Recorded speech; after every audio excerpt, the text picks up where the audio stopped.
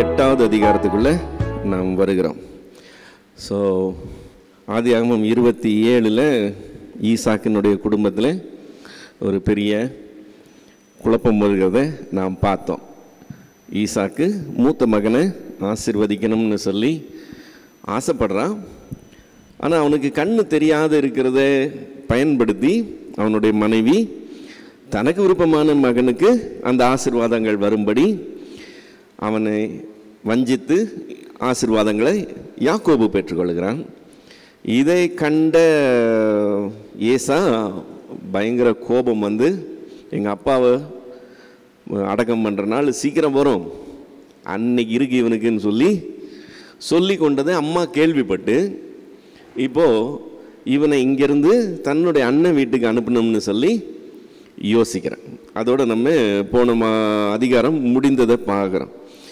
இப்போது இவ்வளோ பெரிய ஒரு சம்பவம் நடந்து அந்த ஒரு சிச்சுவேஷனில் இருக்கும்போது ஒரு மாதிரி என்ன சொல்கிறது, இன்னும் சூடு தனியில்லைன்னு சொல்லுவாங்கல்ல, அந்த மாதிரி கோபம் எல்லாமே அந்த சிச்சுவேஷனில் தகப்பன் ஸ்தானத்தில் இருக்கிறவங்க அதை சால்வ் பண்ணுறதுக்கு என்ன செய்யணுமோ அதை செய்யணும். தப்பு யார் வேணால் செய்வாங்க, எப்போ வேணால் செய்வாங்க. ஆனால் அப்படி ஏதாவது நடந்ததுன்னு சொன்னால் அதுக்கு நாம் என்ன செய்கிறோங்கிறது ரொம்ப முக்கியமான காரியம். ஈசாக்கு அந்த விஷயத்தில் ரொம்ப என்ன சொல்கிறது, ரொம்ப வீக்காக இருக்கிறத நம்ம பார்க்க முடியுது. ஆக்சுவலாக அவன் என்ன செஞ்சுருக்கணும், ஏசாவை ஏமாத்தின யாக்கோபை கூப்பிட்டு அவன் செய்த காரியம் எவ்வளவு தவறான காரியம்னு சொல்லி அதை அவனை கண்டிச்சிருக்கணும் இல்லையா? அப்படி கண்டிச்சிருந்தா ஏசாவுக்கு கொஞ்சமாவது கோபம் தணிகிறதுக்கு வாய்ப்பு இருக்கு. அப்புறம் ஏசாவை கூப்பிட்டு என்ன சொல்லியிருக்கணும், அப்பா ஏதோ நடந்து போச்சு அதுக்காக கொல்றேன் வைக்கிறேன்லாம் இறங்கக்கூடாதுன்னு சொல்லி, நம்ம ஒரு குடும்பம்னு சொல்லி, நீ அவன் அண்ணன் தம்பி நீங்கள் தான் ஒன்றா இருந்து செய்யணும்னு சொல்லி குடும்பத்தை கரெக்ட் பண்ணுறதுக்கு உண்டான காரியங்களில் இறங்கியிருக்கணும். ஆனால் ரெபேக்காள் வந்து சொல்கிறா, எனக்கு மனநோவாக இருக்குது. எது மனநோவாக இருக்கான்? 32 வருஷத்துக்கு முன்னாடி கல்யாணம் பண்ண அந்த மருமகளுங்க இன்னைக்கு இந்த அம்மாவுக்கு மனநோவாக இருக்குதான். அவள் தான் சொன்னான்னா இம்மிடியட்டாக இவனும் அதுக்கேற்ற மாதிரி செயல்படுகிறதை பார்க்கிறோம். 28வது அதிகாரம் முதல் 2 வசனத்தில் ஈசாக்கு யாக்கோபை அழைத்து அவனை ஆசீர்வதித்து, நீ கானாரியருடைய குமாரத்திகளில் பெண் கொள்ளாமல் எழுந்து புறப்பட்டு பதான் ஆறாமில் இருக்கிற உன் தாயினுடைய தகப்பனாகிய பெத்துவேலுடைய வீட்டுக்கு போய் அவ்விடத்தில் உன் தாயின் உன் சகோதரனாகிய லாபானின் குமாரத்திகளுக்குள் பெண் கொள் என்று அவனுக்கு கட்டளையிடுகிறான். செய்ய வேண்டிய எதுவுமே செய்யாமல் என்ன ரெபேக்காள் எதிர்பார்க்குறாளோ அதை செய்கிறதுல ஃபுல் ஸ்விங்கில் அவன் இருக்கிறத நம்ம பார்க்கிறோம். கொஞ்சம் கூட சொந்தமாக யோசித்த மாதிரியும் தெரியல, நிதானித்து செய்கிற மாதிரியும் தெரியல. இவனை ஒரு ரிமோட் கண்ட்ரோலில் அவள் ஆக்ட் பண்ணுற மாதிரி தெரியுது. இப்படி சொன்னால் நீ இப்படி சொல்லு, அது இப்படி நடக்கும்னு அவள் கரெக்டாக பிளான் பண்ணி செய்கிறான். இவனும் தப்பாமல் அதே மாதிரி செய்கிறான். இப்போது அவள் வாயிலேருந்து வந்த வார்த்தை இவன் வாயிலேருந்து வருது, நீ எழுந்து அங்கே போ, அங்கே உனக்கு பெண்கொள்னு சொல்கிறான்.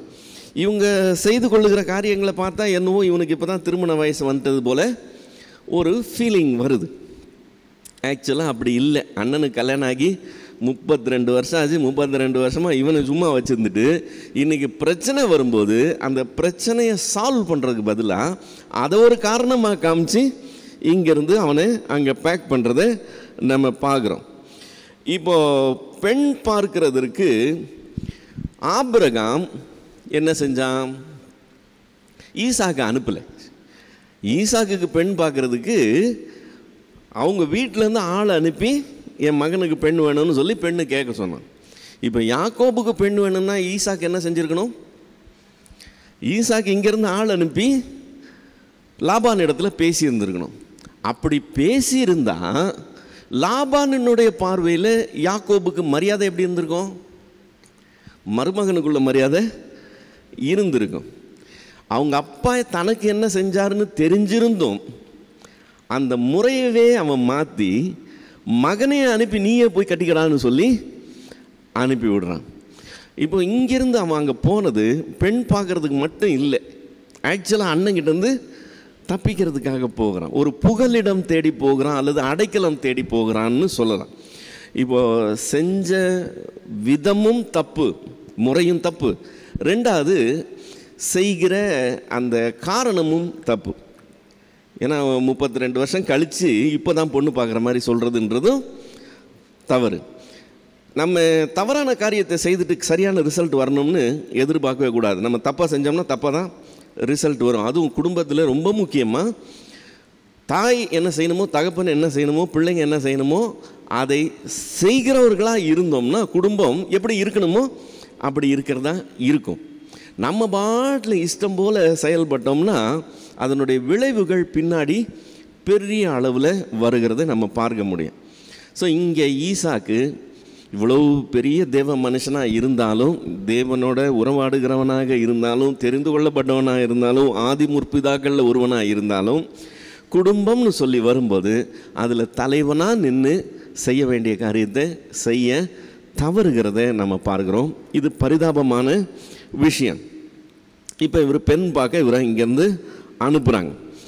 3-5 வரைக்கும், 28வது அதிகாரம் 3-5 வரைக்கும், சர்வ வல்லமையுள்ள தேவன் உன்னை ஆசீர்வதித்து நீ பல ஜனக்கூட்டமாகும்படி உன்னை பலுகவும் பெருகவும் பண்ணி தேவன் ஆபிரகாமுக்கு கொடுத்ததும் நீ பரதேசியாய் தங்கிறதுமான தேசத்தை நீ சுதந்திரித்து கொள்ளும்படி ஆபிரகாமுக்கு அருளின ஆசீர்வாதத்தை உனக்கும் உன் சந்ததிக்கும் அருளுவாராக என்று சொல்லி பதானாராமில் இருக்கும் சீரியா தேசத்தானாகிய பெத்துவேலுடைய குமாரனும் தனக்கும் ஏசாவுக்கும் தாயாகிய ரெபேக்காளின் சகோதரனுமான லாபான் இடத்துக்கு போக புறப்பட்ட. நடுவில் தான் விட்டனா என்று சொல்லி ஈசாக்கு யாக்கோபை அனுப்பிவிட்டான். அப்பொழுது அவன் பதானாராமில் இருக்கும் சீரியா தேசத்தானாகிய பெத்துவேலுடைய குமாரனும் தனக்கும் ஏசாக்கும் தாயாகிய ரெபேக்காளுடைய சகோதரனாகிய லாபான் இடத்துக்கும் போக புறப்பட்டான். இப்போது ஈசாக்கு இவனை ஸ்பெஷலாக ப்ளஸ் பண்ணி அனுப்புகிறான். இப்போ இந்த பிளஸ்ஸிங்கை கவனித்தோம்னு சொன்னால் ஆக்சுவலாக இதே பிளஸ்ஸிங் தான் ஆபிரகாம் கொடுக்கப்பட்டது, அதே பிளஸ்ஸிங் தான் ஈசாக்கு கொடுக்கப்பட்டது. இப்போ ஈசாக்கு 2 பிள்ளைங்க, அந்த 2 பிள்ளைங்களில் ஏசாக்கு இல்லை யாக்கோபுக்கு தான்ங்கிறத ஓரளவுக்கு ஈசாக்கு ரியலைஸ் பண்ண மாதிரி தெரியுது. இது தேவன் இவனை சூஸ் பண்ணது போல், அதை இவன் ஒப்புக்கொண்டது போல் தெரியுது. அந்த ஆசீர்வாதங்களை அப்படியே இவனுக்கு பாஸ் பண்ணி ஆபிரகாமுக்கு இந்த தேசத்தை தேவன் வாக்களித்தார், இந்த தேசத்தை உன் சந்ததியார் சுதந்திரித்து கொள்வாங்கன்னு சொல்கிறான். ஒரே ஒரு ஆசீர்வாதம் தான் விட்டு போச்சு. என்ன ஆசீர்வாதம்? சகல ஜனங்களும் உனக்குள் ஆசீர்வதிக்கப்படும்னு சொல்லி ஆபிரகாமுக்கு ஈசாக்கு சொல்லப்பட்டது. அது இங்கே விட்டு போகுது. அது தவிர மீதி எல்லாமே லிஸ்ட்டில் வர்றதை பார்க்குறோம். இந்த ஆசீர்வாதம் ஈசாக்கு கடைசியாக கொடுக்குற ஆசீர்வாதம். இதோட ஈசாக்கு யாரையும் ப்ளஸ் பண்ண மாதிரி நம்ம பார்க்க முடியாது. இப்போ 28வது அதிகாரத்தில் தொடர்ந்து 6-9 வரைக்கும் வாசித்தோம் சொன்னால், ஈசாக்கு யாக்கோபை ஆசீர்வதித்து ஒரு பெண் கொள்ளும்படி அவனை பதான் ஆராமுக்கு அனுப்பினதையும், அவன் ஆசீர்வதிக்கையில் நீ கானானுடைய குமாரத்திகளில் பெண் கொள்ள வேண்டாம் என்று அவனுக்கு கட்டளையிட்டதையும், யாக்கோபு தன் தகப்பனுக்கும் தன் தாய்க்கும் கீழ்ப்படிந்து பதான் ஆராமுக்கு புறப்பட்டு போனதையும் ஏசா கண்டதினாலும், கானானியருடைய குமாரத்திகள் தன் தகப்பனாகிய ஈசாக்கின் பார்வைக்கு ஆகாதவர்கள் என்பதை ஈசா அறிந்ததினாலும், ஏசா இஸ்மவேல் இடத்துக்கு போய் தனக்கு முன்னிருந்த மனைவிகளும் அன்றி ஆபிரகாமுடைய குமாரனாகிய இஸ்மவேலின் குமாரத்தையும் நெபாயோத்தின் சகோதரியுமாகிய மகலாத்தை விவாகம் பண்ணினான். இப்போ ஏசா ஸ்டெப்ஸ் எடுக்கிறான். ஏசாவுக்கு அப்பா தம்பியை ஆசீர்வதித்து ஒரு குறிப்பிட்ட டைரக்டிவ் கொடுக்குறார். நீ புறப்பட்டு அங்கே போய் அங்கே பெண் கொள்னு சொல்லி அனுப்புகிறார். தம்பி என்ன செய்கிறான்?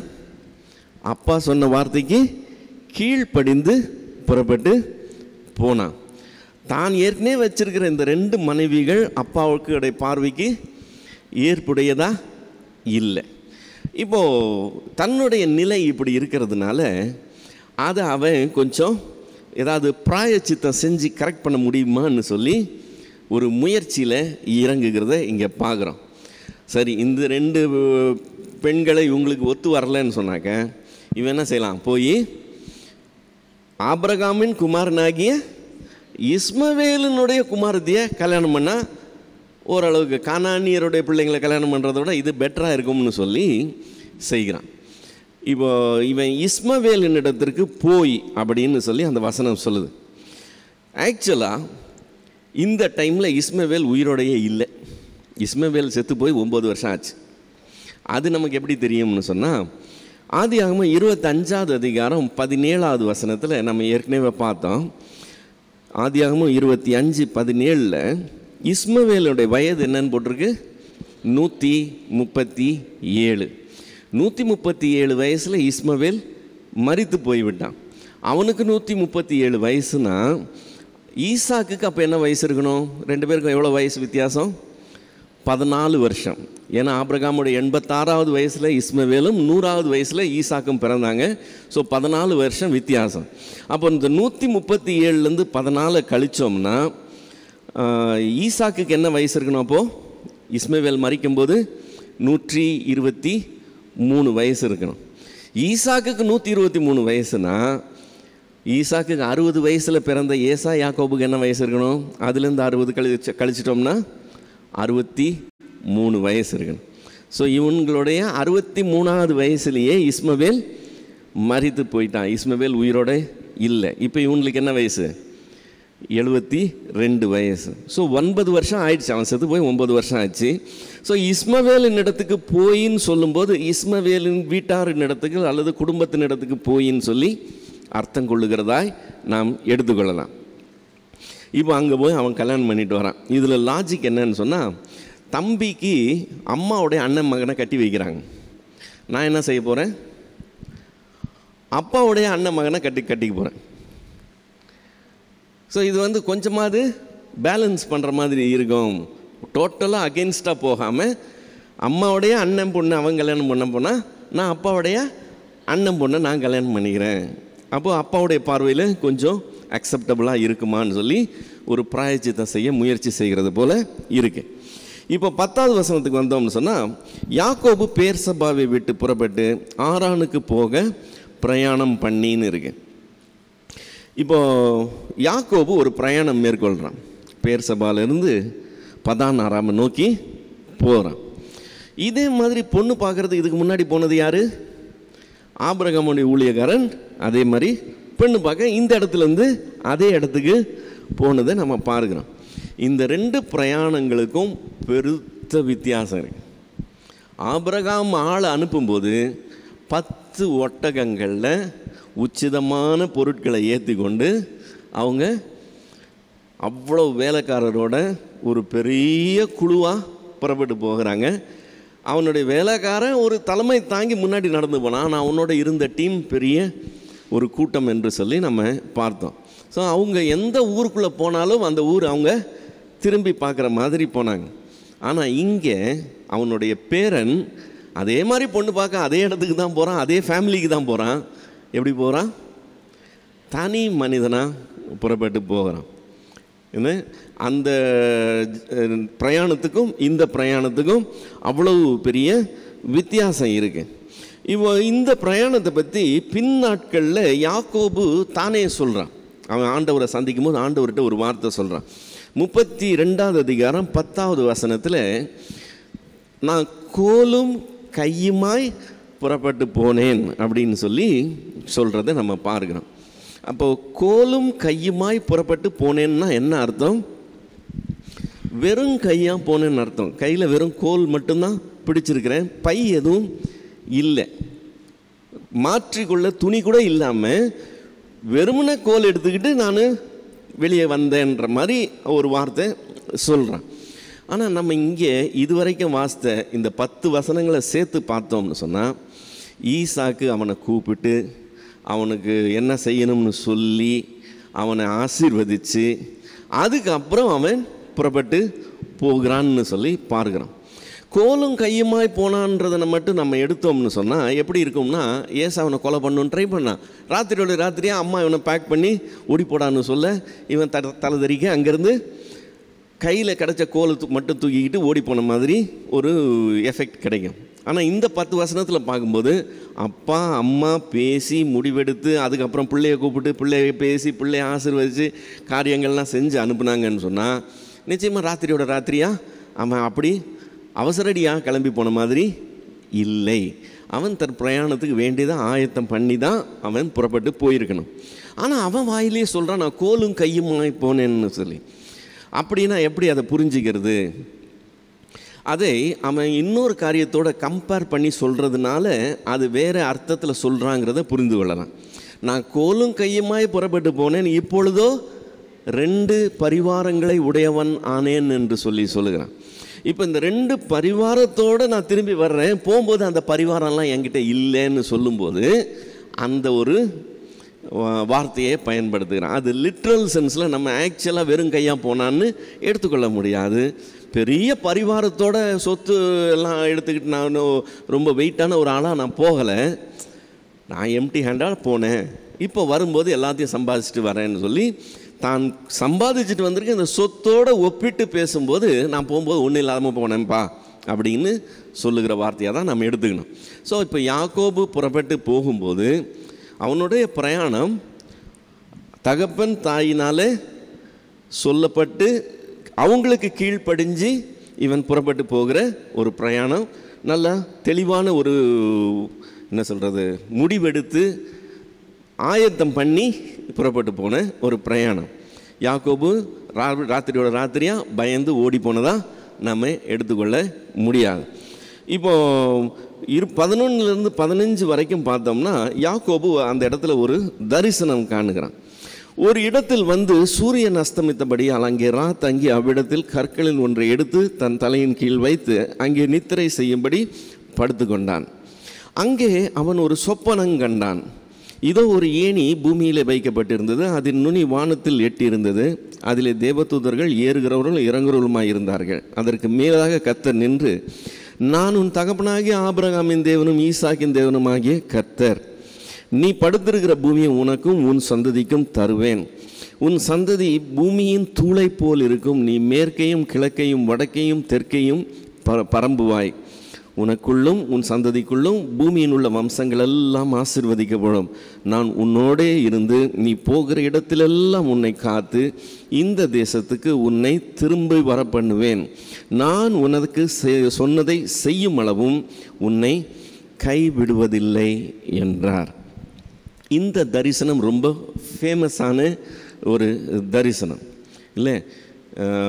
யாக்கோபு இது பண்ண டயர்டாக படுத்திருந்ததை பற்றியும் அந்த படுத்திருந்த நேரத்தில் ஆண்டவர் அவனுக்கு தரிசனம் கொடுத்ததை பற்றியும் அது அவன் பார்த்து அவன் எந்திரிச்சு அதுக்கப்புறம் அவன் செஞ்சதை பற்றியும் நிறைய பாடல்கள்லாம் உண்டு இல்லை? யாக்கோபை போல் போகும் பாதையில் பொழுதுபட்டு நான் தூங்கும் வேளையில், இதெல்லாம் நம்ம ரெகுலராக பாடுற பாடல்கள். ரொம்ப ஃபேமஸான ஒரு சம்பவம் இது. இப்போ இந்த சம்பவம் ஃபஸ்ட்டு டைம் ஆண்டவர் யாக்கோபுக்கிட்ட டைரெக்டாக இடைப்படுகிறார். இது வரைக்கும் ஆபிரகாம்கிட்ட பேசினார், ஆபிரகாம் மரித்த பின்னால் ஈசாக்கு கிட்ட பேசினார். இப்போ நீ ஈசாக்கு இன்னும் மறிக்கலை, ஈசாக்கு இன்னும் உயிரோடு இருக்கிறான். ஆனால் இப்போது பிக்சரில் யார் வர்றது? யாக்கோபு வந்துடுறான். இதிலேருந்து ஆதியாகமம் முடிகிற வரைக்கும் நம்ம யாக்கோபு பற்றி தான் பார்க்க போகிறோம். இப்போது யாக்கோபுக்கிட்ட ஆண்டவர் டைரெக்டாக டீல் பண்ணுறார். யாக்கோபுக்கிட்ட பேசும்போது ஆண்டவர் சொல்கிற வார்த்தையில் ஒரு முக்கியமான வார்த்தை கவனிக்க வேண்டியது என்னென்னா, 13வது வசனத்தில் அதற்கு மேலாக கர்த்தர் நின்று, நான் உன் தகப்பனாகிய ஆபிரகாமின் தேவனும் ஈசாக்கின் தேவனும் ஆகிய கர்த்தர்னு தன்னை அறிமுகப்படுத்துகிறார். யாக்கோபுக்கு தகப்பன் யாரு? ஈசாக்கு. நான் ஆபிரகாமின் தேவனும் உன் தகப்பனாகிய ஈசாக்கின் தேவனும் தான் சொல்லியிருக்கணும். அதுக்கு பதிலாக உன் தகப்பனாகிய ஆபிரகாமின் தேவனும் ஈசாக்கின் தேவனும் ஆகிய கர்த்தர்னு சொல்லி தேவன் தன்னை அறிமுகப்படுத்துகிறார். இப்போ ஆக்சுவலாக ஆண்டவர் யாக்கோபை கொஞ்சம் ப்ரொமோட் பண்ணுறார், ஈசாக்கினுடைய லெவலுக்கு ப்ரொமோட் பண்ணுறார். ஆபிரகாமுக்கு இவன் டைரெக்டு மகனுங்கிற அளவுக்கு ஆபிரகாம் உன்னுடைய தகப்பன் என்று சொல்லி அறிமுகப்படுத்துகிறார். நம்ம தேவன் ஆபிரகாமை டீல் பண்ண விதத்துக்கும் யாக்கோபை டீல் பண்ணுற விதத்துக்கும் பெரிய கான்ட்ராஸ்ட் இருக்கிறத நம்ம பார்க்க முடியும். ஆபிரகாமுக்கு தேவன் கட்டளை கொடுக்குறார். அந்த கட்டளை அவன் கீழ்ப்படுகிறானான்னு பார்க்குறார். அவனை சோதித்து அறிகிறார். அவனுடைய விசுவாசம் சோதிக்கப்படுது.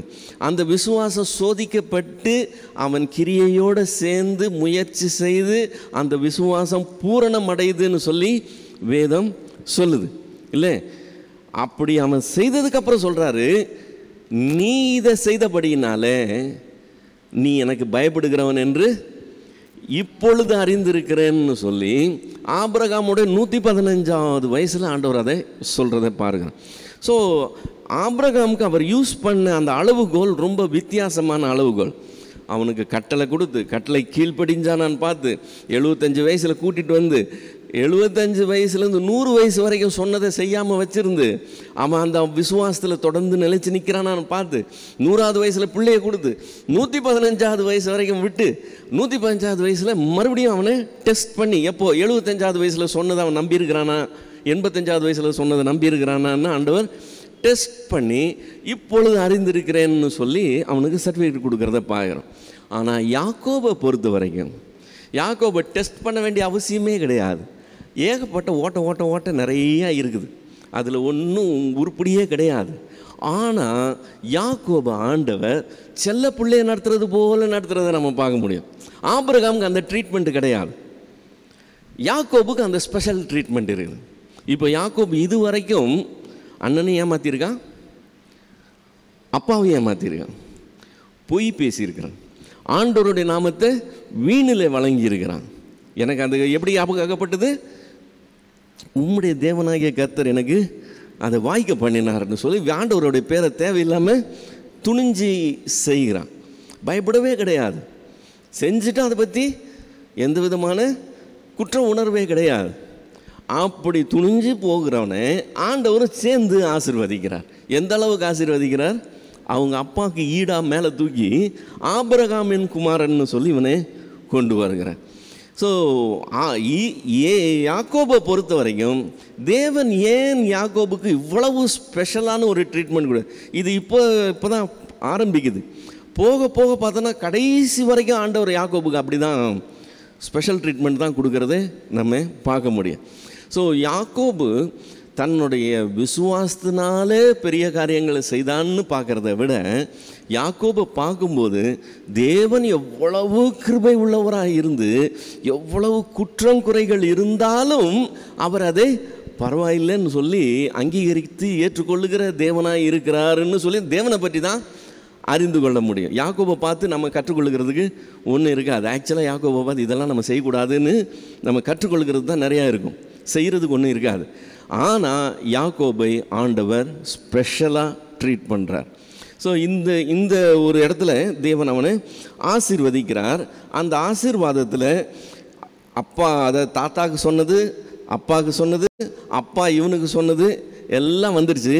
அந்த விட்டு போன ஆசீர்வாதமும் சேர்த்து வருது இல்லை? 14வது அதிகார வசனத்தினுடைய கடைசி பகுதி, உனக்குள்ளும் உன் சந்ததிக்குள்ளும் பூமியில் உள்ள வம்சங்கள் எல்லாம் ஆசீர்வதிக்கப்படும். இப்போ கிறிஸ்து இந்த சந்ததியில் வரப்போகிறார். இந்த சந்ததியில் தான் உலகத்தில் இருக்கிற அத்தனை பேருமே விசுவாசத்தினால தேவனிடத்தில் சேர போகிறாங்க.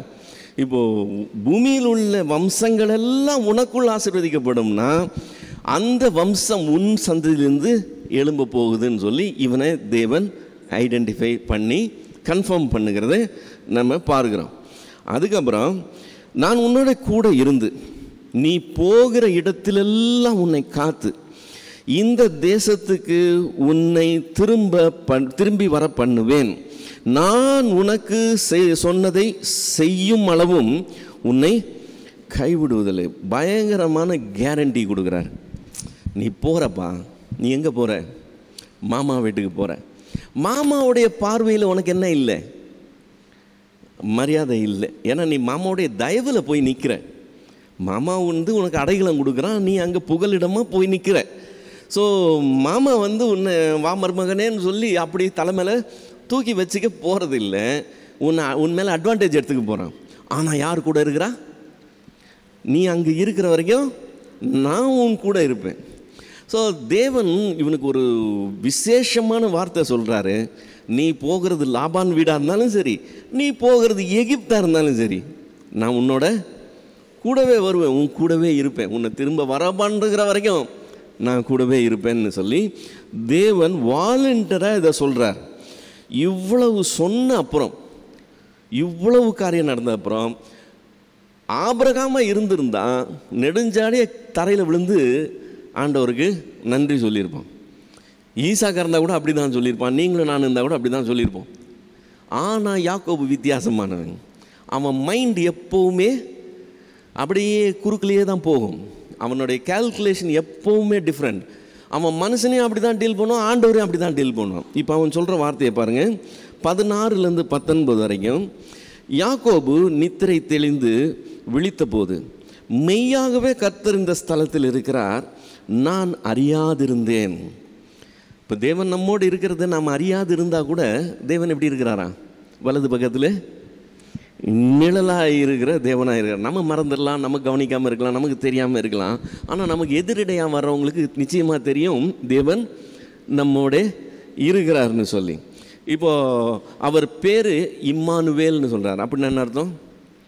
தேவன் நம்மோடு இருக்கிறார்னு சொல்லி. உலகத்தின் முடிவு பரியந்தம் நான் உங்களோடனே இருக்கிறேன்ல, உங்களோடனே கூட இருக்கிறேன்னு சொன்ன தேவன். ஸோ நம்ம அதை பற்றி வரி பண்ண வேண்டியதே இல்லை, அவர் நம்மோட இருக்கிற தேவனாக இருக்கிறார். நாம் அதை அறியாதிருந்தாலும் தேவன் நம்மோட இருக்கிற தேவனாக இருக்கிறார். இவன் சொல்கிறான், நான் அதை அறியாதிருந்தேன் என்றான். அவன் பயந்து, இந்த ஸ்தலம் எவ்வளவு பயங்கரமாக இருக்கிறது, இது தேவனுடைய வீடே அல்லாமல் வேறல்ல, இது வானத்தின் வாசல் என்றான். அதிகாலையில் யாக்கோபு எழுந்து தன் தலையின் கீழ் வைத்திருந்த கல்லை எடுத்து அதை தூணாக நிறுத்தி அதன் மேல் எண்ணெய் வார்த்து இந்த ஸ்தலத்திற்கு பெத்தேல் என்று பெயரிட்டான். அதற்கு முன்னே அவ்வூருக்கு லூஸ் என்று பேர் இருந்தது. இப்போ இந்த கல் எடுத்து பிரதிஷ்டை பண்ணுறதுலாம் ஒருவேளை அவங்களுடைய வழக்கமாக இருந்திருக்கலாம். நமக்கு அதுக்கு வேதத்தில் எந்த விதமான இன்ஸ்ட்ரக்ஷன் இல்லை. ஆனால் அவங்களுடைய வழக்கங்களில் ஒன்று அந்த மாதிரி அபிஷேகம் பண்ணி இது பண்ணுறது. நம்ம அதை பின்னாடி கூட பார்க்க முடியும். அப்சலோம் கூட ஒரு வெற்றியை பெற்றோடனே ஒரு தூணை நிறுத்தி அதுக்கு பேர் வச்சுட்டுலாம் போகிறத நம்ம பார்க்க முடியும். ஸோ அவங்களுடைய வழக்கங்களில் ஒன்று. இப்போ இந்த பெத்தேலுங்கிற இடம் எருசலேமுக்கு 12 கிலோமீட்டர் தூரத்தில் இருக்கிற ஒரு ஊர். இது பழைய ஏற்பாட்டில் அடிக்கடி வர்ற ஒரு பேர், ஏறக்குறைய 70 முறை என்னவோ மென்ஷன் ஆகிற ஊர். இந்த பெத்தேலுக்கு இப்போ தான் அவன் பேர் வைக்கிறான். ஆனால் ஏற்கனவே பெத்தேல்னு நம்ம பார்த்தோம். எங்கே பார்த்தோம்? ஆபிரகாம் புறப்பட்டு கானானுக்குள்ளே வந்தப்போ இந்த இடத்துக்கு பக்கத்தில் வந்தான். அந்த அவன் வந்த இடத்த நமக்கு குறிப்பிட்டு சொல்கிறதுக்காக சொல்லும்போது பெத்தேல் ஆயி அப்படிங்கிற 2 வார்த்தையை தேவன் பயன்படுத்துகிறார். ஆதியாகமம் 12வது அதிகாரம் 8வது வசனம். ஆதியாகமம் 12:8. பின்பு அவன் அவ்விடம் விட்டு பெயர்ந்து பெத்தேலுக்கு கிழக்கே இருக்கும் மலைக்கு போய் பெத்தேல் தனக்கு மேற்காகவும் ஆயி கிழக்காகவும் இருக்க கூடாரம் போட்டு அங்கே கர்த்தருக்கு ஒரு பலிபீடத்தை கட்டி கர்த்தருடைய நாமத்தை தொழுது கொண்டான். எங்கே? பெத்தேல் இல்லை, பெத்தேலுக்கும் ஆயிக்கும் நடுவில். பெத்தேல் இவனுக்கு மேற்கில் இருக்குது, ஆயி இவனுக்கு கிழக்கில் இருக்குது. அங்கே அவன் கூடாரம் போட்டு பலிபீடத்தை கட்டினான். அதே இடத்துக்கு மறுபடியும் வந்தான். 13வது அதிகாரம் 3-4 வசனங்களில் அவன் பிரயாணங்களிலே தெற்கே இருந்து பெத்தேல் மட்டும், பெத்தேலுக்கும் ஆயிக்கும் நடுவாக தான் முன்பு கூடாரம் போட்டதும் தான் முதல் ஒரு பலிபீடத்தை உண்டாக்கணுமான ஸ்தலம் மட்டும் போனான். அங்கே ஆபிராம் கர்த்தருடைய நாமத்தை தொழுது கொண்டான் அப்படின்னு சொல்லியிருக்கு. இப்போ தான் பெத்தேல்னு பேர் வச்சான். ஆனால் ஏற்கனவே பெத்தேல்னு ரெஃபரன்ஸ் இருக்குது. அப்படின்னா பெத்தேல்னு ஒரு ஊர் இருந்ததோ அப்படின்னு நம்ம யோசித்தா, நம்ம அந்த பகுதி பார்க்கும்போது பார்த்தோம் என்னென்னு, நமக்கு இடத்த எங்கன்னு சொல்கிறதுக்காக பேர் அப்புறம் வைக்கப்பட்டிருந்தா கூட அந்த இடம் அப்படின்னு சொல்லி குறிப்பிட்டு சொல்கிறதுக்காக அந்த வார்த்தை சொல்லப்படுது. அப்போ அந்த ஊருக்கு அப்போ என்ன தான் பேர் இருந்திருக்கணும்? லூஸுங்கிறது தான் பேர். ஆனால் நமக்கு என்ன சொல்லும்போது என்னென்னு ஆண்டவர் சொல்கிறாரு? பெத்தேல்னு சொல்லி சொல்கிறார். இது மாதிரி பைபிளில் நிறைய இடத்துல பார்க்கலாம். பேரை பின்னாடி தான் வச்சுருப்பாங்க, அதுக்கு முன்னாடி அந்த ஊருக்கு அப்படி ஒரு பேர் சொல்லுவாங்க. பேர் சபா கூட அவன் பேர் சபாவுக்கு போனான்னு இருக்கும், அங்கே போயிட்டு பேர் சபான்னு பேர் வச்சான்னு இருக்கும். ஓகே, ஸோ அந்த ஊருக்கு போகிறான், அந்த ஊருக்கு பேர் சபான்னு பேர் பின்னாடி வரப்போகுது. அதை குறிப்பிட்டு நமக்கு புரிய மாதிரி சொல்கிறதுக்காக அவர் அப்படி சொல்லுகிறதை பாருங்கள். இது ஆதியாகமத்தில் நிறைய பார்க்கலாம். இப்போ யாக்கோபு மறுபடியும் இந்த பெத்தேலுக்கு வரப்போகிறான். அதை 35வது அதிகாரத்தில் பார்க்குறோம். 35:15 திரும்ப வந்து மறுபடியும் அதுக்கு பேரை வைக்கிறத பார்க்குறோம். 35:15 தேவன் தன்னோட பேசின அந்த ஸ்தலத்துக்கு யாக்கோபு பெத்தேல் என்று பேரிட்டான்னு சொல்லி. ஸோ பேர் சபாவுக்கு 2 தடவை பேர் வச்சாங்கல்ல, அதே மாதிரி பெத்தேலுக்கும் 2 தடவை பேர் வைக்க போகிறாங்க. ஸோ அது வரும்போது பார்ப்போம். இப்போது தேவன் நான் உன்னோட இருந்து உன்னை திரும்ப வர பண்ணுற வரைக்கும் உன்னை கைவிடுகிறது இல்லைன்னு சொல்லி அவ்வளோ கேரண்டியாக பேசினதுக்கப்புறம் இவன் செய்கிற காரியம் என்னது? 20லேருந்து 22 வரைக்கும்.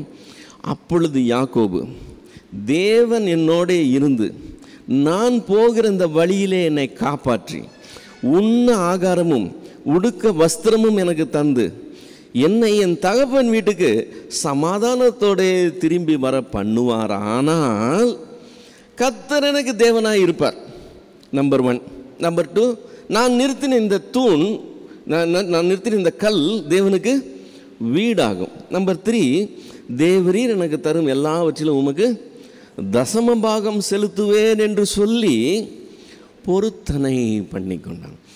இப்போ இது எப்போ தெரியுமா கரெக்டாக இருந்திருக்கும்? தேவன் வெறுமன காட்சி மட்டும் கொடுத்து, நான் உன் ஆபிரகாம் தேவன், ஈசாக்கின் தேவன்பா, நான் உன்னோட இருக்கிறேன், நான் உன்னை ஆசீர்வதிக்கிறேன்னு சொல்லிவிட்டு அதோடு நிறுத்தியிருந்தாருன்னு வச்சுக்கோங்களேன். அப்போ இவன், ஆண்டவரே நான் போகிறேன், நீங்கள் என்னை காப்பாற்றி எனக்கு குறையில்லாமல் பார்த்துக்கிட்டு நான் சமாதானத்தோடு திரும்பி வர மாதிரி நீங்கள் பண்ணிங்கன்னா நான் உங்களை சேவிக்கிறவனாவே கடைசி வரைக்கும் இருக்கிறேன் ஆண்டவரேன்னு ஒப்பு கொடுத்துருந்தான்னு வச்சுக்கோங்களேன். அப்போ இது ஓரளவுக்கு கரெக்டாக இருந்திருக்கும். ஆனால் அது எல்லாத்தையும் அவர் ஏற்கனவே சொல்லிட்டார். நான் உன்னோட இருப்பேன், உன்னை குறை இல்லாமல் பார்த்து திரும்ப கொண்டு வருவேன், எல்லாம் சொல்லிட்டார். எல்லாம் சொன்னதுக்கப்புறம் நீங்கள் செஞ்சீங்கன்னா நீங்கள் என் தேவனாக இருப்பீங்க, நீங்கள் எனக்கு செஞ்சீங்கன்னா இது உங்கள் வீடாக இருக்கும், நீங்கள் எனக்கு இது செஞ்சீங்கன்னா நான் உங்களுக்கு இதை தரேன். இது எதையுமே ஆண்டவர் டிமாண்ட் பண்ணல. இப்போ ஆபிரகாமுக்கெல்லாம் என்ன வாக்கு தத்தம்? கட்டளை வாக்கு தத்தம். அப்படி தான் ஆபிரகாமுக்கு போனது. அந்த கட்டளையை நிறைவேற்றினா அந்த வாக்கு தத்தம் கிடைக்கும். அப்படி தான் டீலிங். இவனுக்கு கட்டளையே கிடையாது. என்ன கட்டளை கொடுத்தாருங்க? நீ எனக்கு பயந்து என்னை சேவிக்கிறவனாக இருந்து வேறு தெய்வத்தை கும்பிடாமல் நீ இப்படியெல்லாம் இருந்தனா நான் உனக்கு இதை செய்வேன்னு ஆண்டவர் சொல்லலை. அப்படியே 100% அவனை எடுத்துக்கொள்கிறார், எந்த விதமான நிபந்தனையே இல்லாமல். அப்படி சொன்ன தேவன்கிட்ட இவன் நிபந்தனை விதிக்கிறான். இவன் எப்படிப்பட்ட ஆளாக இருப்பான்னு மட்டும் யோசித்து பாருங்க. நீங்கள் செய்வீரானால் நீர் என் தேவனாக இருப்பீர், நீங்கள் செய்வீங்கன்னா இது தேவனுடைய வீடாக இருக்கும், நீங்கள் செய்வீங்கன்னா நான் தசமபாகம் கொடுப்பேன். இவர் கேட்டாரா ஏதாவது? ஒன்றும் கேட்கல. ஆனால் இவன் புத்தி அப்படி தான் வேலை செய்யும், அப்படி தான் அவன் பேசுவான். ஓகே, இப்போ என்ன பண்ணான்னா பொருத்தனை பண்ணி கொண்டான்னு. ஃபஸ்ட்டு டைம் பைபிளில் பொருத்தனை என்கிற வார்த்தையை பார்க்குறோம். யாக்கோபு தான் அதுக்கு சூத்திரதாரி, அவர் தான் ஆரம்பித்து வைக்கிறார். ஆனால் பின்னாடி பொருத்தனை என்கிற வார்த்தை நிறைய இடத்துல வருது. ரொம்ப ஸ்பெஷல். எப்தா செய்த பொருத்தனை இல்லை. நியாயாதிபதிகள் 11வது அதிகாரத்தில் வந்தோம்னு சொன்னால் 30-31வது வசனத்தில், ஆண்டவர் எனக்கு வெற்றியை கொடுத்தா நான் வீட்டுக்கு திரும்பி வரும்போது என் வீட்டிலேருந்து எனக்கு வெளியே வர்றது கர்த்தருடையது ஆகும்னு சொன்னான். அதோடு நிறுத்தியிருந்தா கூட பரவாயில்லை. அதை நான் கர்த்தருக்கு சர்வாங்க தகன பலியாக இடுவேன்னு சொன்னான் பாருங்கள். அங்கே தான் ப்ராப்ளம் ஆயிடுச்சு. ஏதாவது மூளை இருக்குதா? ஆண்டவர் தான் அவனை அழிச்சிருக்கிறார், ஆண்டவர் தான் யுத்தத்துக்கு அனுப்புகிறார். போயிட்டு யுத்தம் பண்ணிட்டு வந்தால் முடிஞ்சு போச்சு. இவனுக்கு முன்னாடி போனவங்கெல்லாம் அப்படி தான் செஞ்சாங்க, இவனுக்கு பின்னாடி வந்தவங்களாம் அப்படி தான் செஞ்சாங்க. இவர் மட்டும் ஸ்பெஷலாக, நான் போகிறதுக்கு கர்த்தர் என்னோட வெற்றியை கொடுத்தா நான் இதை செய்வேன்னு. சரி, அதுலேயும் கொஞ்சமாவது மூளை இருக்கணும்ல. இப்போ வீட்டிலேருந்து வெளியே வர்றது, ஆடு வரப்போதா, மாடு வரப்போதா, நாய் வரப்போதா, மனுஷன் வரப்போறானான்னு தெரியாது. நான் வரும்போது எனக்கு எதிரிட்டு என்ன வெளியே வருதோ அது நான் கர்த்தருக்கு உரியதாக்குவேன். அதோடு விட்டுருந்தா கூட பரவாயில்லை, அதை நான் சர்வாங்க தகன பலியாக செலுத்துவேன்னு சொன்னேன். அது எவ்வளோ பெரிய ட்ராஜடியில் போய் முடிஞ்சதுன்னு பார்க்குறோம். 39வது வசனத்தில் அவன் கர்த்தருக்கு சொன்னபடியே அவளுக்கு செய்தான்னு சொல்லியிருக்கு. பரிதாபம். வேதத்தில் வேறு எங்கேயும் அதுக்கு பேரலே கிடையாது. அதுலேருந்து நம்ம என்ன தெரிஞ்சுக்கிறோம்? பொருத்தனை பண்ணுறதுக்கு முன்னாடி 4 தடவை யோசிக்கணும். சும்மா ஒரு வேகத்தில் பேசிக்கிட்டு தெரியக்கூடாது. அட்லீஸ்ட் அவனை பாராட்டணும். என்னென்னா பேக் அடிக்கலை, சொன்னதை செஞ்சுட்டான். அது நல்ல காரியமோ கெட்ட காரியமோ, கர்த்தருக்கு முன்னாடி அவன் சொன்னதை அவன் நிறைவேற்றிடுறான். அது ஒரு விதத்தில் ப்ளஸ் பாயிண்ட். ஆனால் அது நம்ம ஏற்றுக்கொள்வது ரொம்ப கஷ்டம், ரொம்ப அது சகிக்கிறதுக்கே முடியாத விஷயம். ஸோ பொருத்தனை என்கிற வார்த்தை தேவனோட மனுஷன் செய்கிற ஒரு காரியம். இப்போ இதை நம்ம ஆண்டவரோட டீல் பேசுகிற மாதிரி வச்சுக்கூடாது. என்ன, ஒரு கான்ட்ராக்ட் மாதிரி, நீங்கள் இதை செஞ்சீங்கன்னா ஆண்டவரே நான் இதை செய்கிறேன்னு டீல் பேசுகிற மாதிரி வச்சுக்கூடாது. சிலர்லாம் இப்படி பண்ணுவாங்க. ஒரு சும்மா தமாஷுக்கு சொல்லுவாங்க. ஒருத்தன் லாட்ரி சீட்டு வாங்கினான். லாட்ரி சீட்டு வாங்கும்போது ஆண்டவர்கிட்ட உடன்படி இது பொருத்தனை பண்ணிக்கிட்டாங்க. ஆண்டவரே எனக்கு நீங்கள் ஃபஸ்ட் ப்ரைஸ் கொடுத்தீங்கன்னா, 1 லட்ச ரூபா அது ஃபஸ்ட் ப்ரைஸ் கொடுத்தீங்கன்னா அப்படியே உங்களுக்கு 50,000 ரூபா கொடுத்துறேன் ஆண்டவரே. செகண்ட் ப்ரைஸ் 50,000 ரூபா. ஓகே, கடைசியில் அந்த லாட்ரி டிக்கெட்டுக்கு செகண்ட் ப்ரைஸ் தான் கிடச்சிதான். இப்போ என்ன செய்யணும்? இவன் என்ன சொன்னான்னா, ஆண்டவர் எவ்வளோ நல்லவர் பாருங்க, அவருக்கு வேண்டியதை எடுத்துகிட்டு மீதி எனக்கு கொடுத்துட்டாரு. என்ன சும்மா இதுக்கு கிண்டலாக சொல்லுவாங்க. ஸோ தேவனோட பொருத்தனை பண்ணுறதுன்றது ரொம்ப சீரியஸான ஒரு காரியம். செய்யக்கூடாதுன்னு வேதம் சொல்லலை, செய்யலாம். ஆனால் தேவனை மதித்து அவர் எவ்வளோ பெரியவருங்கிறத உணர்ந்து அவர் முன்னால் நாம் என்ன செய்கிறோங்கிறத நம்ம புரிஞ்சு செய்கிறது சரியான காரியமாக இருக்குது. தாவீது சொல்லும்போது இப்படி சொல்லுகிறான். சங்கீதங்களின் புஸ்தகம் 116வது சங்கீதம் 12லேருந்து 14 வரைக்கும். சங்கீதம் 116 12லேருந்து 14 வரைக்கும். கர்த்தர் எனக்கு செய்த எல்லா உபகாரங்களுக்காக அவரை எண்ணத்தை செலுத்துவேன். ரட்சிப்பின் பாத்திரத்தை எடுத்துக்கொண்டு கர்த்தருடைய நாமத்தை தொழுது கொள்ளுவேன். நான் கர்த்தருக்கு செய்த பொருத்தனைகளை அவருடைய ஜனங்கள் எல்லாருக்கும் முன்பாக செலுத்துவேன்.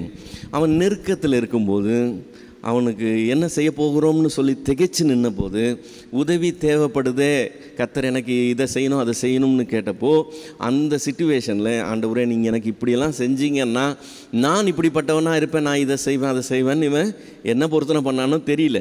ஆனால் பண்ண பொருத்தனையே சகல ஜனங்களுக்கும் முன்னால் செய்வேன்னு சொல்லும்போது அது எப்படி? அது கர்த்தர் எனக்கு இதை செஞ்சார்னு அறிக்கையிட்டு அதை செய்யணும். அப்போ கர்த்தருடைய நாமம் எல்லா ஜனங்களுக்கு முன்னால் மகிமைப்படுகிற காரியமாக நான் செய்வேன்னு சொல்லுகிறான்.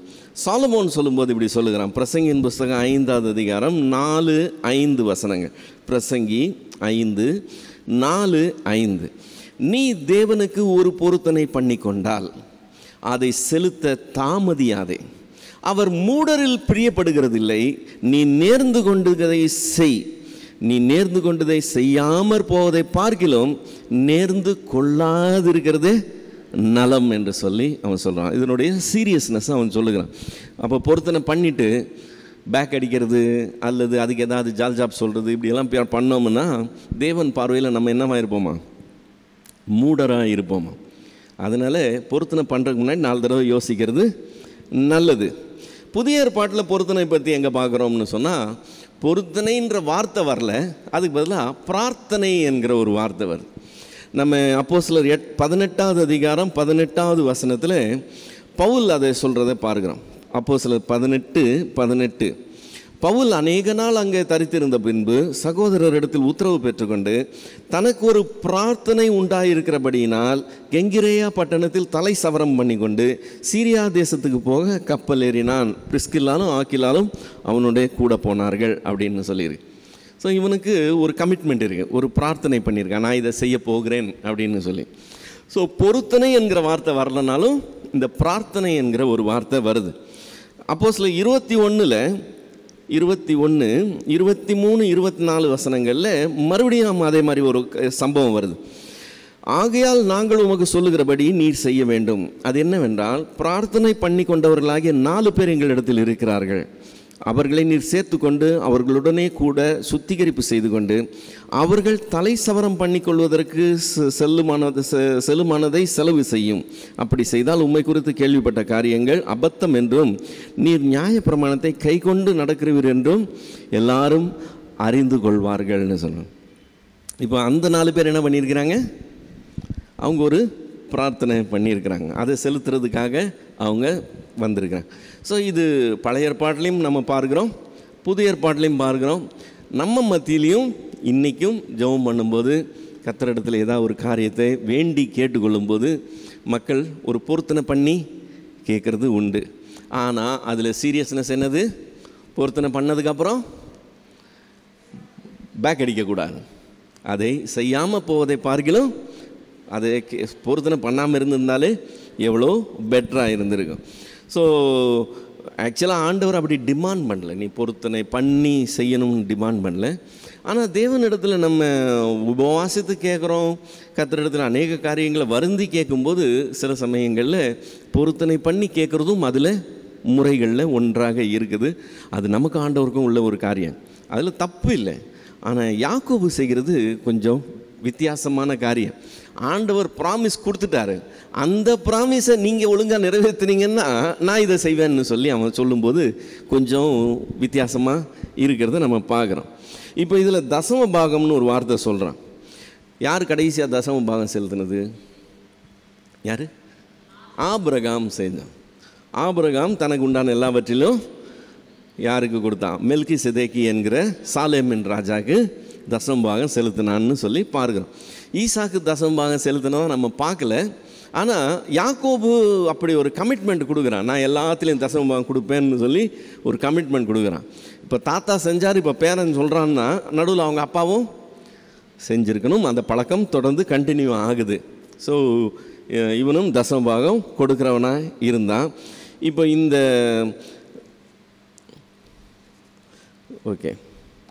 இந்த தசம பாகம் ஆபிரகாம் கொடுத்த தசம பாகத்துக்கும் யாக்கோபு கொடுக்குற தசம பாகம் கொடுப்பேன்னு சொல்கிற தசம பாகத்துக்கும் பெருத்த வித்தியாசம் இருக்குது.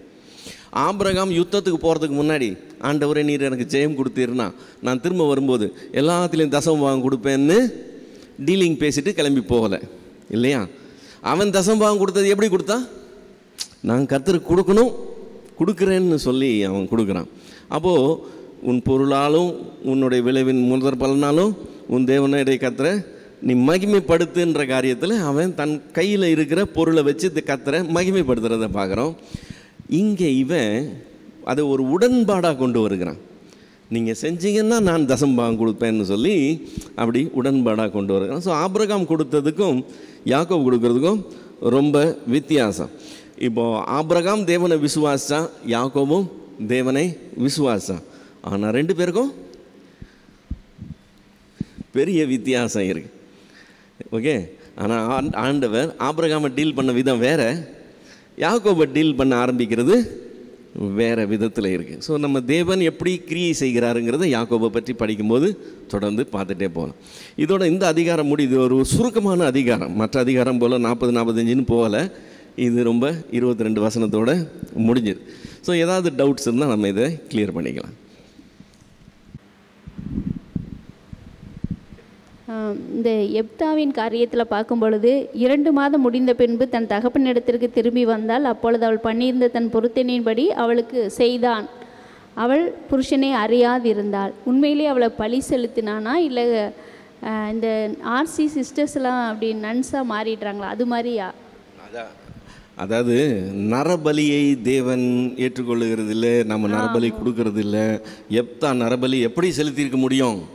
அது இருக்காது, நரபலியாக இருக்காது அப்படின்னு நம்ம நினைக்கிறதுனால அதுக்கு ஏதாவது எக்ஸ்ப்ளனேஷன் கொடுக்க ட்ரை பண்ணும்போது அந்த கடைசி சென்டென்ஸ் எடுத்து யூஸ் பண்ணிக்கிறோம்.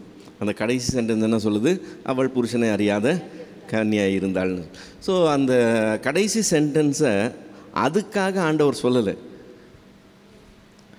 அவள் சாகும்போது கன்னியாக இருந்தான்னு மட்டும் சொல்கிறதுக்காக தான் சொல்கிறார். ஏன்னா அடுத்த வசனமே சொல்லுது அவளுக்காக துக்கம் கொண்டாடினார்கள்னு.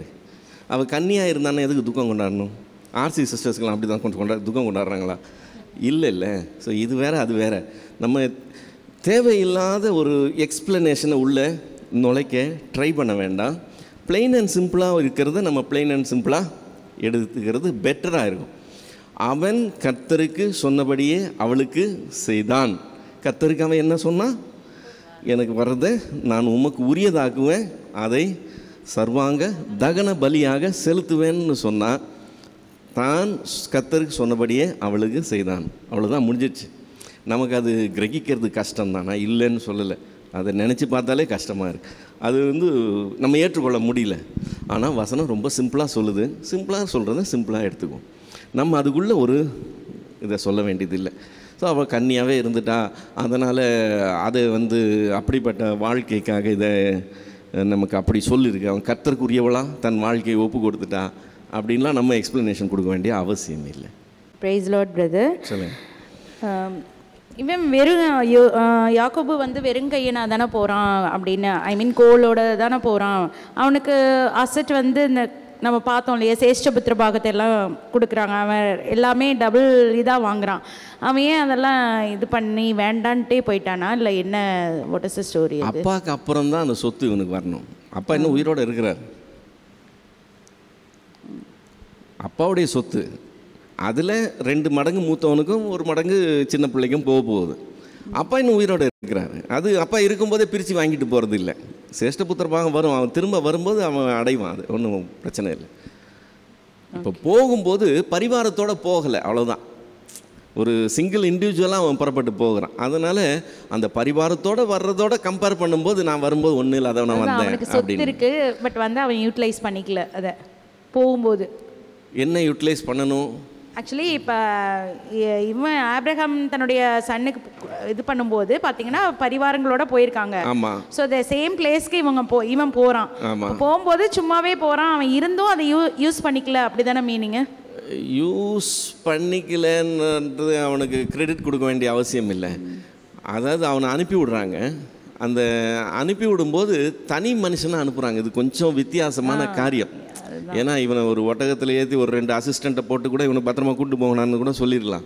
அப்படி கூட செய்யலை. இவன் தனியாக போன மாதிரி தான் இருக்குது. அவன் படுத்துக்கிறது கூட கல்லை வச்சு தலையை வச்சு படுத்தான்னு சொல்லியிருக்கு. அப்போ டென்ட்டுக்குன்ட்டு அந்த மாதிரிலாம் எதுவும் ஒரு செட்டப் இருக்கிற மாதிரி கூட தெரியல.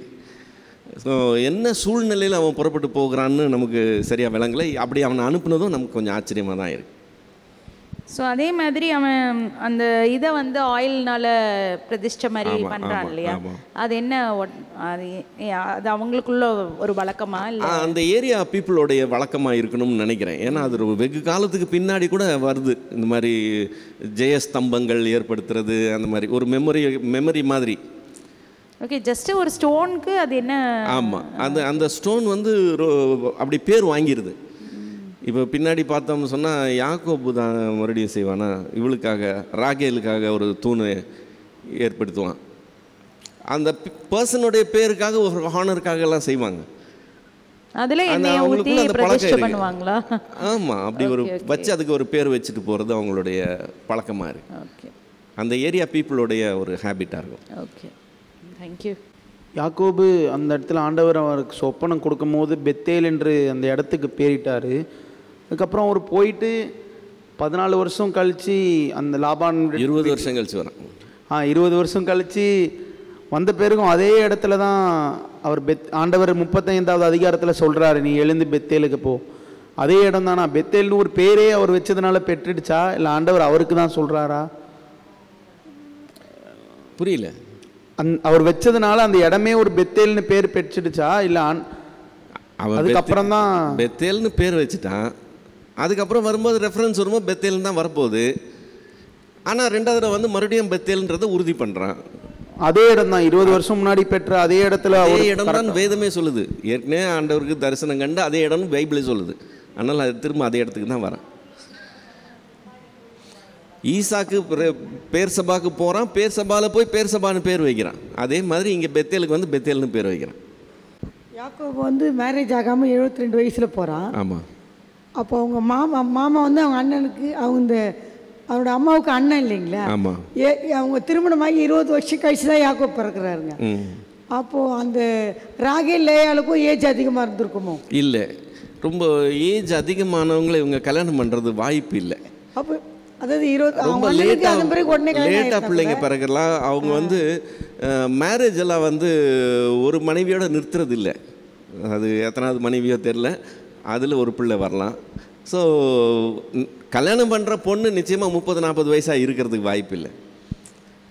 ஏன்னா மெனபாஸ் ஸ்டேஜுக்கு முன்னாடி தானே அவங்க வந்து கல்யாணம் பண்ணணும். நீங்கள் வந்து ரொம்ப வயசான அப்புறம் போனாலும் பெண் ரெடியாக இருக்குது மாமா வீட்டில். ஆமாம், இவன் போகும்போது அவளுக்கு அந்த 20s தான் இருக்கணும் ஏஜ், அதுக்கு மேலே இருக்கிறதுக்கு வாய்ப்பு இல்லை.